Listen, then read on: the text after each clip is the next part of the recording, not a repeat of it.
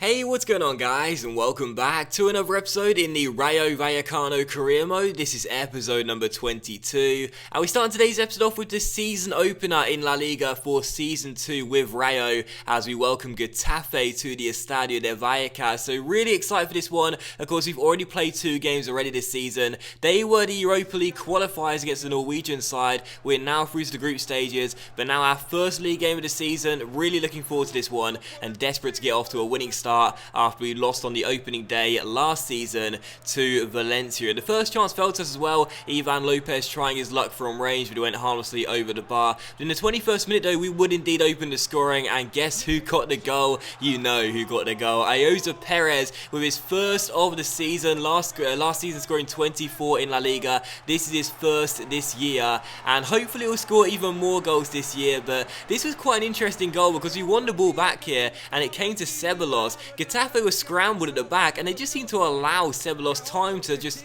stop the ball really, controlled it and wait for Perez to run around the back of him. Once he did it, back-heeled it towards Perez, and our number 17 scored his first La Liga goal this year to make it Rayo 1, Getafe 0. So an early goal for us in this game. Ceballos with his first assist since arriving from Real Betis, and a really neat finish by Perez. But in the 29th minute here, a great chance to double our lead as Adama went down the right-hand side. He was making his debut in this game since signing from Aston Villa in the last episode, and he get a debut assist as well as he crossed the ball into the centre and picked out Raul Baena, who headed the ball into the back of the net and made it Rayo 2, Getafe 0. So a really nice goal there. A great through ball from Ivan Lopez, I think it was. The Getafe man tried to cut it out with a slide tackle, he couldn't, and once Adama was onto it like a flash, this guy is absolutely rapid, so no one was catching up. He held the ball out, crossed the ball into the centre, and Baena with a flying diving header would get his first goal of the season and double our advantage as well. So half an hour into match day 1, already 2 goals up, and what a fantastic start here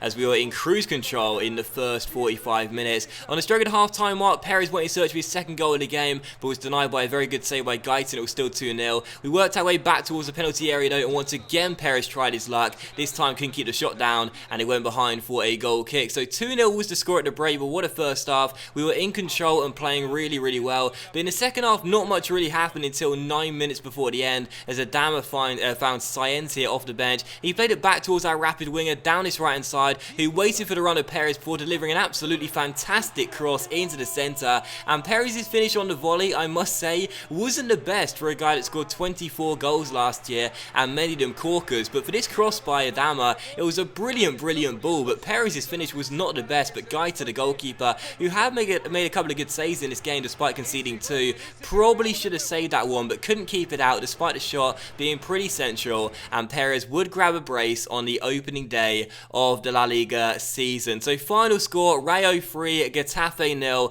a win on match day 1, a clean sheet, a double for Perez, Adama with 2 assists on his debut, and Ceballos also getting an assist on his La Liga debut for us with Rayo. Just in the end, a perfect performance really. Everything went according to plan. We were the far superior side, definitely deserved the 3 points, and a really impressive way to start season 2. And Adama as well, making his debut, getting a 9.3. I gotta tell you right now, seriously, I'm really looking forward to this season with Adama on the right, Bangura on the left. They're both so rapid, they've both got so much pace. It's gonna be so fun watching them cause havoc for opposition fullbacks. So final score was indeed 3-0, a winning start to La Liga. 3 wins in a row in all competitions to start the new season off. And here at the Estadio de Vallecano, I think this could be a really memorable season. It's been a great start, and long may it continue. But still, following that, as you can see right here, Mayral came to us regarding his role at the club, says he wasn't happy with he's not happy with his role at the club, basically. You get those player conversations from time to time, but usually I just dismiss them.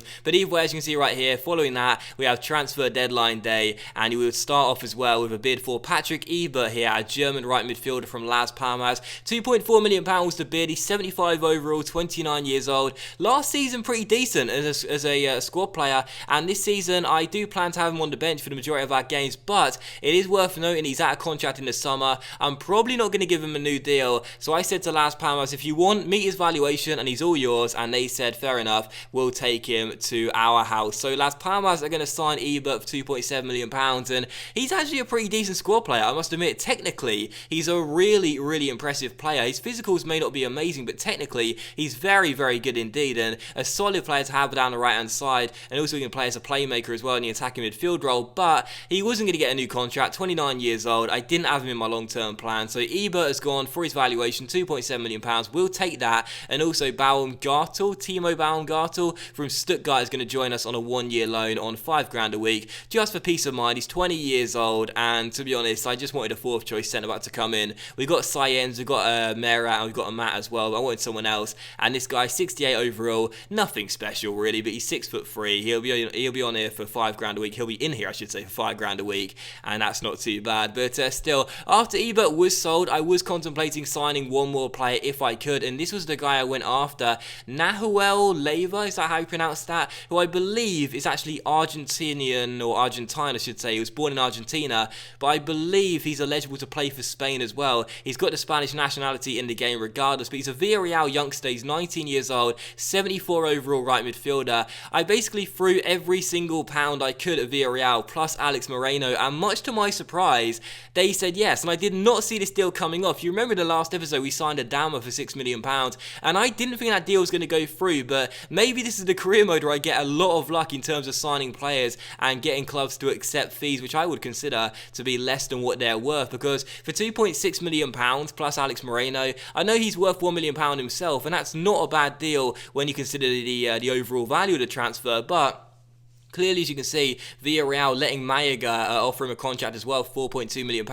Didn't want to keep this guy at their club, so we said, well, we'll take him off your hands. They'll take Moreno from us, who came back from loan for this season. I didn't plan to use him that much regardless. He's going to come in, Leiva, for £2.6 million, plus Moreno, be our final signing of what was a very productive window. And I must say, despite his valuation dropping down to £3.2 million, which I'm not happy about, I'm still pretty pleased with the signing as a whole. He's only 19 years old, 74 overall. Admittedly, he could be quicker, and his technicals aren't the best to begin with. I mean, they're not bad, obviously, they're not the best, but I feel as though he's going to have some decent potential, more than Alex Moreno, that's for sure. So he comes in, and I'll certainly take that. And again, I did not see that deal coming off. It was a desperation bid, it really was, but it comes off, and we're very happy about that. And he becomes our 7th and final signing with Rayo Vallecano in Season 2's summer transfer window. So transfer deadline day does end there, and you see an injury for Cisse in training as well, just a 9-day I think it was, or possibly a 7-day injury too. These are the full list of negotiations then. We spent just over £20 million, I think it was, in total in the summer transfer window to bring in these 7 players. We also sold 4 players as well and gave Moreno to Villarreal on deadline day. You can see Rui Faria now as well, real quick note, he's 65 overall in the academy, but now has finally hit 16 years old, so he'll be getting promoted very soon. 91 to 94 potential, can't wait to get this guy into our first team. But yeah, I must say 7 players coming in, and again, a lot of money being spent in the summer transfer window, but you see our squad right now, it's got far younger, it's got a lot more talented, and I'm really excited for this season. I really am. When I first took over at Rayo Vallecano, I was a little bit hesitant, regarding this project. I was a little bit worried I wouldn't be able to transition the side as much as I would want to. I wouldn't be able to do too much in the first 3 or 4 transfer windows, but right now, I'm liking the look of the side, and there's still a lot of work to do, don't get me wrong. We still need a lot of these players to prove their worth, their potential, but for the time being, the start of Season 2, I look at this squad and I think we've done some really, really good business over the course of these 3 transfer windows, so I'm liking how the side looks. This is how the side currently is set up as well in a 4-2-3-1. I am going to drop Tras Horas to the bench as he's decreasing in stats now, 77 overall, whereas Cameras has gone up to a 78 overall. Bain will take the armband, but Tras Horas will still get some game time this year, but he is out of contract come the end of the year too. He probably won't get an extension. This could be his final year as a Rayo Vallecano player, but still, it's been a very impressive start to the season then into the Europa League group stages. Also top of the table after 1 game as well. 37 games left, so don't read too much into this, but it's still good to see, isn't it? Rayo top of the table for the first time this series, and also as well you see our Europa League group, which you saw in the last episode as well. So it's been a very impressive start. I'm liking the business we've done. Some very good transfers in this summer transfer window despite spending a lot of money, but in total, the money I think will be worth it for all these players. I'm really excited for the young players here in this Rayo side to prove themselves, develop quite nicely, and turn into really good members of our first team. But the final thing you'll see in today's episode regardless is me requesting some funds here from the board.